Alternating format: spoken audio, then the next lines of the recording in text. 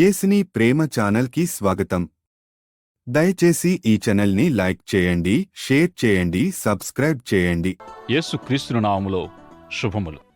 ప్రస్తుతం మనం బైబిల్ పరిశోధన భాగంలో చరిత్ర పుస్తకాలైన మొదటి 2 సమూయేలు పుస్తకాలను లేక గ్రంథాలను మనం ధ్యానిస్తున్నాం. 2వ సమూయేలు గ్రంథంలోని దావీదు యొక్క పాపాన్ని గూర్చి గత తరగతి నుండి ధ్యానిస్తున్నాం. ఈనాటి తరగతిలో కూడా దావీదును గూర్చి మరికొంత ధ్యానించుకోబోతున్నాం. ఈ గ్రంథంలోని దావీదు యొక్క పాపాన్ని గూర్చి ఎందుకు అంత నొక్కి చెబుతున్నానని కొంతమందికి ఆశ్చర్యం కలగవచ్చు. ఎందుకంటే వాక్యము కూడా దావీదు పాపముని గూర్చి నొక్కి చెబుతుంది. అంత మాత్రమే కాకుండా దావీదు జీవితము ద్వారా మన ఆత్మీయ జీవితాలకు అవసరమైన ప్రాముఖ్యమైన ఆత్మీయ సత్యాలను మనం నేర్చుకొని అన్వయించుకొనడం కొరకే దేవుడు ఈ విషయాన్ని మన ముందుంచాడని మనం అర్థం చేసుకోవాలి. మన ఆత్మీయ జీవితాలకు ఈ సత్యాల్ని అన్వయించుకొనడానికే తప్ప లేఖనాల్లో పాండిత్యం గడించడానికి, పాండిత్యం సంపాదించడానికి ఈ తరగతులు ఉద్దేశించబడలేదు.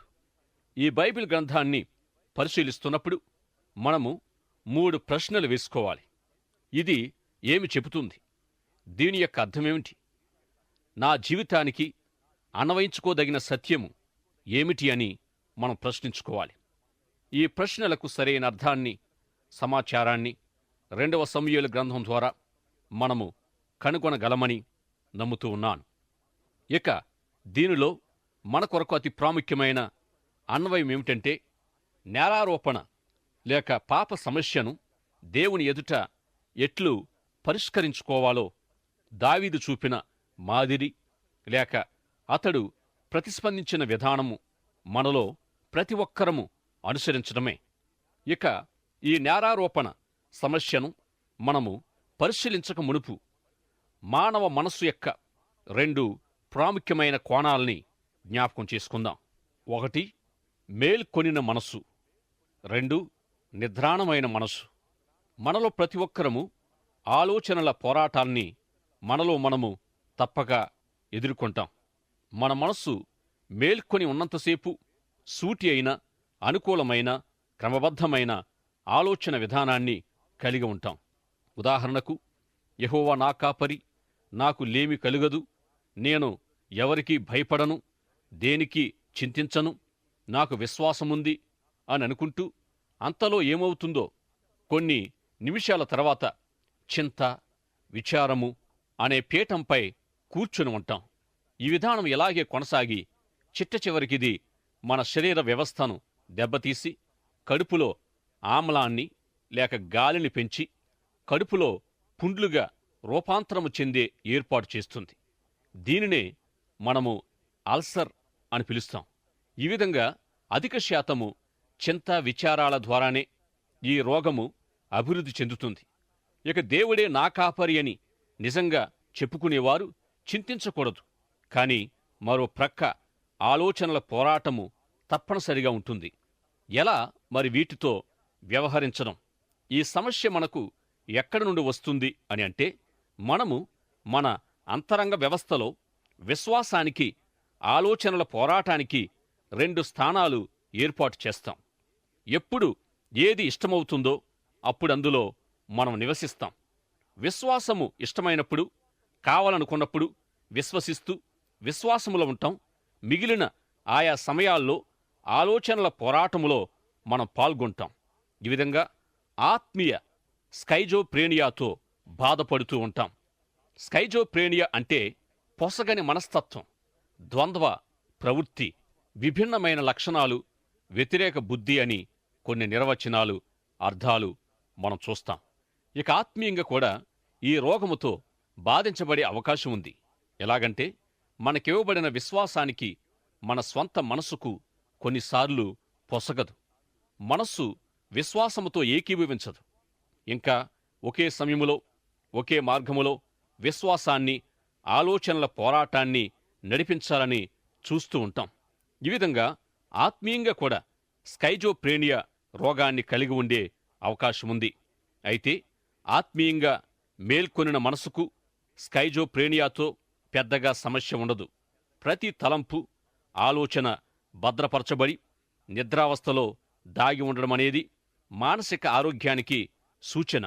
మనిషి పరిపూర్ణమైన జ్ఞాపక శక్తి కలిగి ఉంటాడు. ఆ విధంగా మనిషి యొక్క బాల్య దశకు సంబంధించిన జ్ఞాపకాల్ని కూడా బయటికి రప్పించవచ్చు. మానసిక వ్యవస్థలోని నిద్రాణ స్థితి అద్భుతమైన కంప్యూటర్ వంటిది. ఈ విధంగా ఒకసారి మనస్సులోకి ప్రవేశించిన ఒక విషయం ఎప్పటికీ భద్రపరచబడి ఉంటుంది.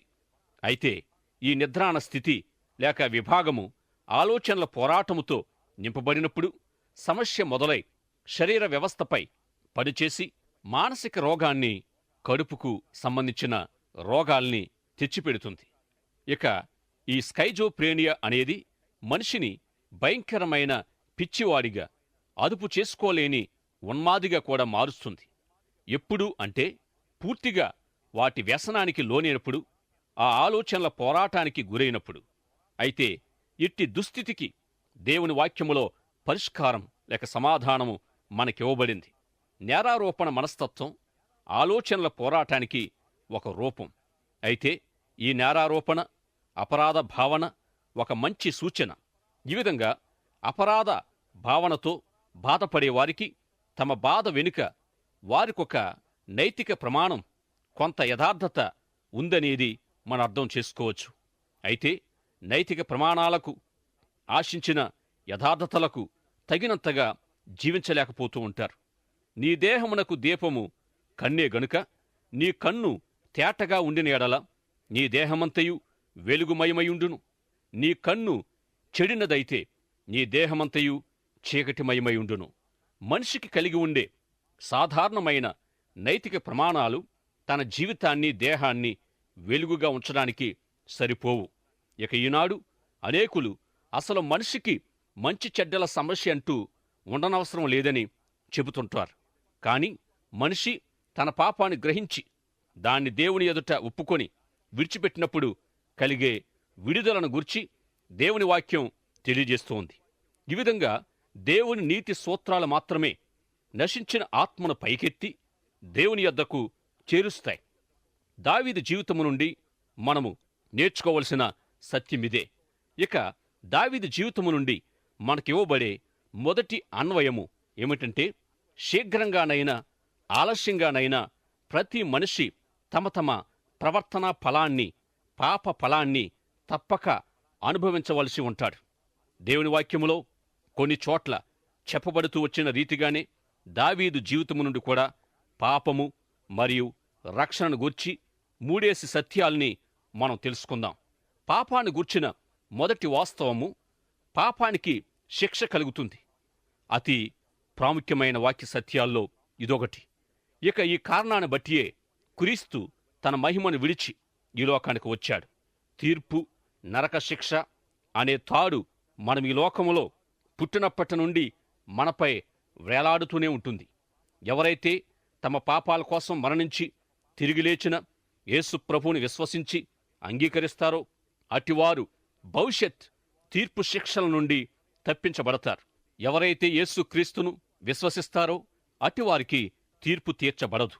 ఎవరైతే యేసుక్రీస్తులో విశ్వాసముంచరో అట్టివారికి ఇంతకు మునుపే తీర్పు తీర్చబడింది.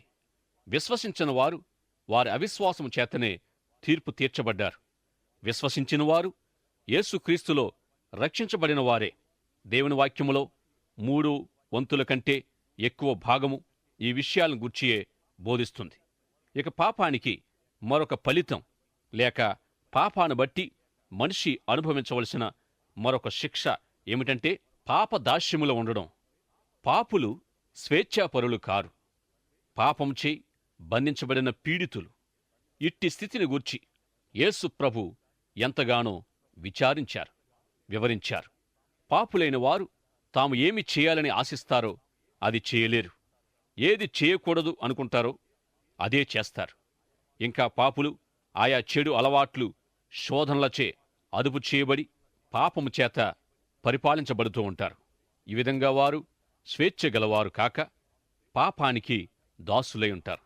అయితే క్రీస్తు ద్వారానైన రక్షణ, ప్రస్తుత భవిష్యత్ పాప శిక్ష అంతటి నుండి విశ్వసించిన వారిని విడిపిస్తుంది.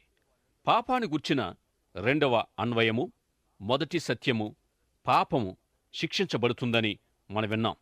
రెండవ అన్వయము, పాపం బహు శక్తివంతమైనది.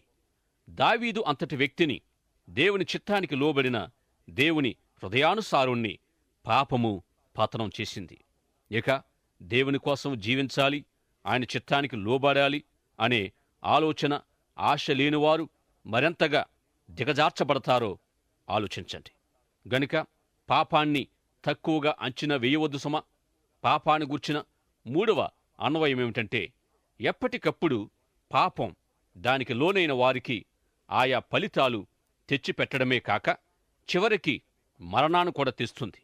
రోమాపత్రిక 6వ అధ్యాయము 23వ వచనంలో పాపం వలన వచ్చు జీతం మరణమని హెచ్చరిస్తుంది. ఇది మామూలుగా మనిషి ఎదుర్కొనే శరీర మరణం కాదుగాని ఇది ఆత్మీయ మరణాన్ని గూర్చి బోధిస్తుంది. ఆత్మ అనేది నిరంతరం జీవిస్తుంది. అయితే నిరంతరము జీవించే ఆత్మ దేవుని ద్వారా మాత్రమే నిత్య జీవాన్ని పొందగలదు. ఇక పాపము ద్వారా నశించిన ఆత్మ నిరంతర మరణము, నిత్య నాశనాన్ని పొందుతుంది. పాపమనేది నెమ్మదిగా ఆత్మను తినివేస్తుంది, చివరికి నిత్య మరణానికి తీసుకుని వెళుతుంది. ఒకానొక యవనస్తుడు మొదటిసారిగా ఒక తెల్లని పరిశుభ్రమైన వస్త్రము ధరించుకొని లోకములోనికి, ప్రపంచములోనికి వెళ్ళాడు. ఈ యవనస్తుని ఉద్దేశమేమిటంటే, తాను ధరించిన ఆ తెల్లని పరిశుభ్రమైన వస్త్రము ఎటువంటి మరకలు దానికంటకుండా దానిని అదే స్థితిలో ఉంచడానికి ప్రయత్నించాడు. అయితే కొంతకాలానికి ఆ తెల్లని వస్త్రముపై ఒక మరక ఏర్పడింది. ఇలా కొంతకాలానికి ఆ వస్త్రమంతయు అనేకమైన మరకలతోనూ దాగులతోనూ నింపబడింది. ఈ మరకలు ఎవరునూ తీసివేయలేనంతగా మారాయి. ఈ ఉదాహరణ పాపాన్ని గూర్చిన మూడవ సత్యానికి ఎంతో దగ్గర సంబంధాన్ని కలిగి ఉంది. అవును ప్రియులారా, పాపమనేది ఎంతో భయంకరమైనది. దీన్ని గూర్చిన 3 సత్యాలను ఇంతవరకు మనం నేర్చుకున్నాం. 1, పాపానికి తప్పనిసరిగా శిక్ష కలుగుతుంది. 2, పాపమనేది ఎంతో శక్తివంతమైనది. 3, పాపమనేది నిత్య మరణము అనే భయంకరమైన ఫలితాన్నిస్తుందని మనం విన్నాం. ఇక రక్షణను గూర్చిన 3 సత్యాలను గొప్ప శుభవార్తగా మీతో పంచుకోవాలని ఆశిస్తున్నాను. రక్షణను గూర్చిన మొదటి అన్వయము ఏమిటంటే, యేసుక్రీస్తు ఈ పాపం వల్ల వచ్చే శిక్షను తొలగించాడు. దీనినే దేవుని వాక్యము శుభవార్త అని పిలుస్తుంది. యేసుక్రీస్తు ప్రభువారు నీకోదేముతో మాట్లాడుతూ, నేనే దేవుని కుమారుణ్ణి, నేనే దేవుడు ఏర్పాటు చేసిన ఏకైక పరిష్కారాన్ని, నేనే దేవుడు అనుగ్రహించిన రక్షకుడను అని తెలియజేశాడు. ఈ రక్షణలోని మొదటి సత్యం ఏమిటంటే, యేసుక్రీస్తుని గూర్చి సువార్తయే. ఇక రక్షణను గూర్చిన రెండవ సత్యం ఏమిటంటే, నీలో నాలో ఉన్న పాపం యొక్క శక్తిని జయించడానికి పరిశుద్ధాత్మ దేవుడు సమర్థుడై ఉన్నాడు. ఇదే రోమాపత్రికలోని పౌలు సందేశం. అలాగే యోహాను మొదటి పత్రిక 4వ అధ్యాయము 4వ వచనము ఈ విధంగా సెలవిస్తుంది, మీరు దేవుని సంబంధులు, మీలో ఉన్నవాడు లోకములో ఉన్నవానికంటే గొప్పవాడు.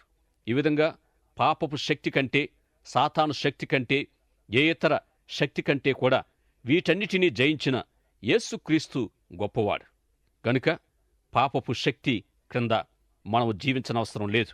దేవుని కృపకు లోనైన మనము సమస్తము జయించిన వారం, అత్యధిక విజయాన్ని పొందినవారమై ఉన్నాం. యేసు ప్రభువే తన మరణము ద్వారా మన పక్షంగా మన పాప సమస్యను పరిష్కరించారు.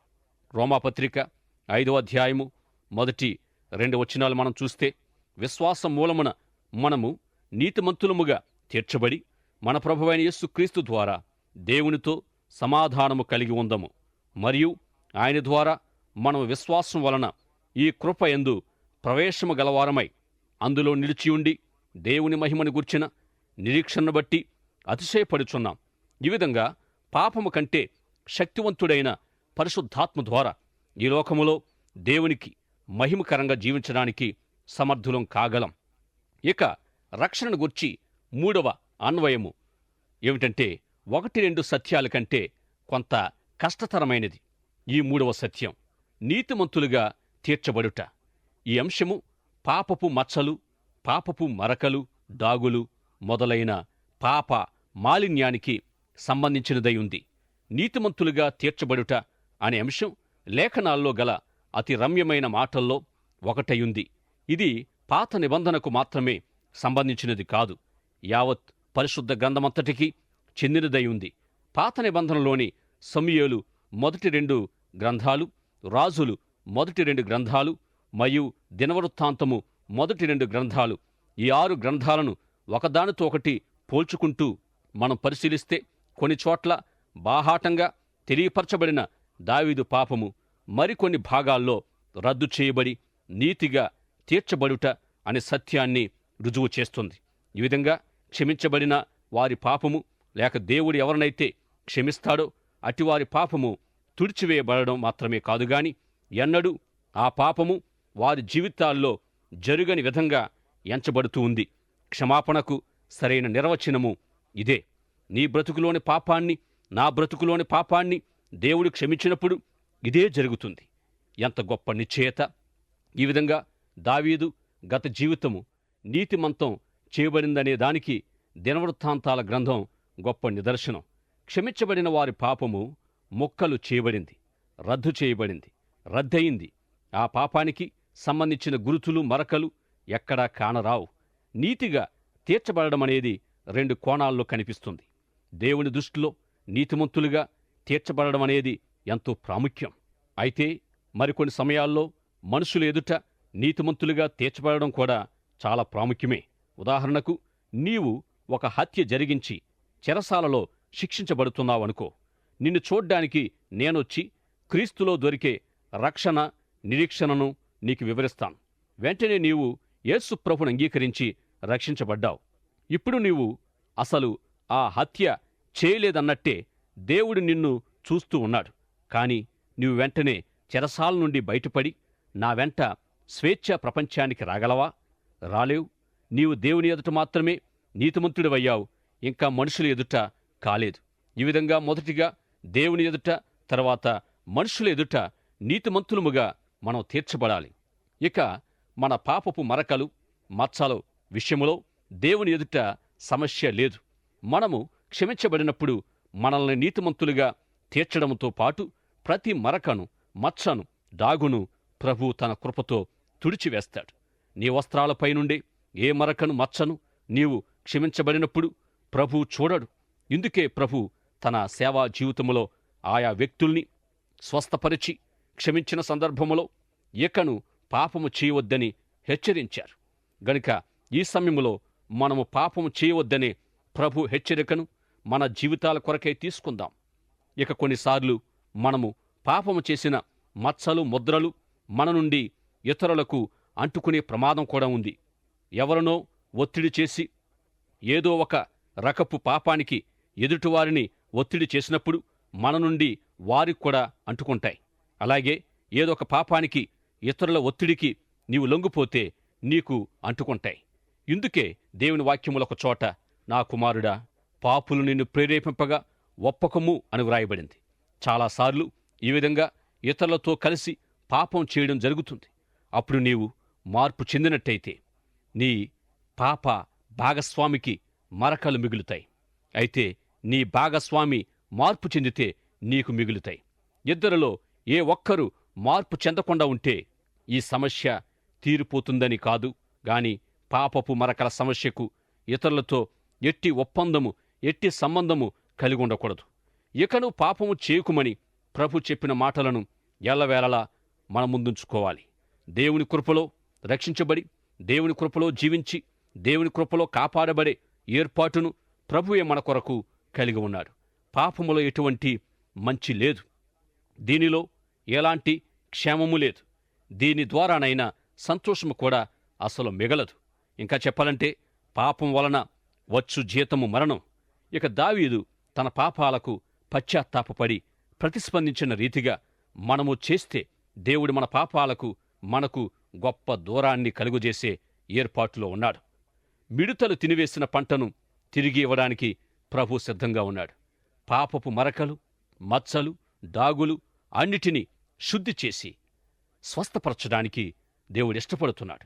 ఆనాడు పాపములో పట్టబడిన ఆ స్త్రీని ప్రభు ప్రేమించి నేనును నీకు శిక్ష విధింపను, ఇకనూ వెళ్ళి పాపము చేయకమని ఎలాగూ చెప్పారో ఈనాడు నీవును ఇకను పాపము చేయకుండుట ఎంతో మేలు.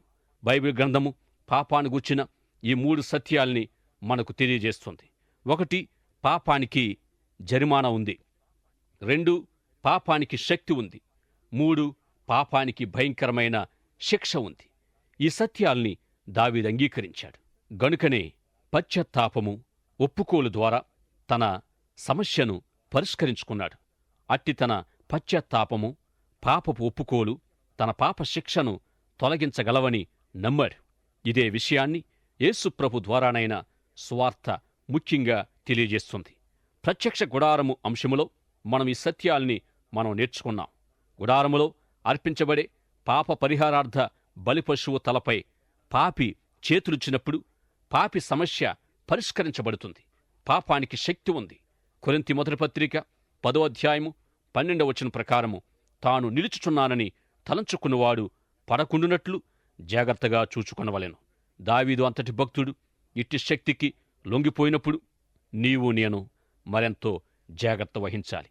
ఏ విధంగా జాగ్రత్త పడగలం? కేవలము పరిశుద్ధాత్మ దేవుని శక్తి ద్వారానే. ఇక 3వ సత్యమైన పాప శిక్ష లేక ఫలితాలకు దావీదు జీవితము 2వ సమూయేలు గ్రంథం 11వ అధ్యాయము నుండి 18వ అధ్యాయం వరకు గొప్ప హెచ్చరికలుగా ఉన్నాయి. దావీదు పాపము శిక్షించబడింది. తన పైకి పంపబడిన ప్రతి శిక్షను అతడు అనుమతించాడు. అనేక విషాద అనుభవాల్ని తన కుటుంబంలోనే ఎదుర్కొన్నాడు. తన పాపానికి గొప్ప వెల చెల్లించాడు. ఇందుకే దేవుని వాక్యములో దావీదు పాపం ఎంత వివరంగా, భయంకరంగా వర్ణించబడింది. అదే ప్రక్క ఇట్టి దావీదు జీవితము ద్వారా మరొక ఆశీర్వాదం ఏమిటంటే రక్షణ యొక్క 3 గొప్ప సత్యాల్ని మనము తెలుసుకోగలుగుతున్నాం. 1, పాప శిక్ష తొలగించబడే మార్గము చూపబడింది. దావీదు అనుభవం ద్వారాను, దావీదు కీర్తనల ద్వారాను ఈ సత్యము ధారాళంగా ప్రకటించబడింది. దావీదు తన ప్రార్థనలకు సమాధానం పొందాడు. నాయందు శుద్ధ హృదయము కలుగు చేయుము అనే ప్రార్థనకు దేవుని నుండి జీవించే శక్తిని పొందాడు.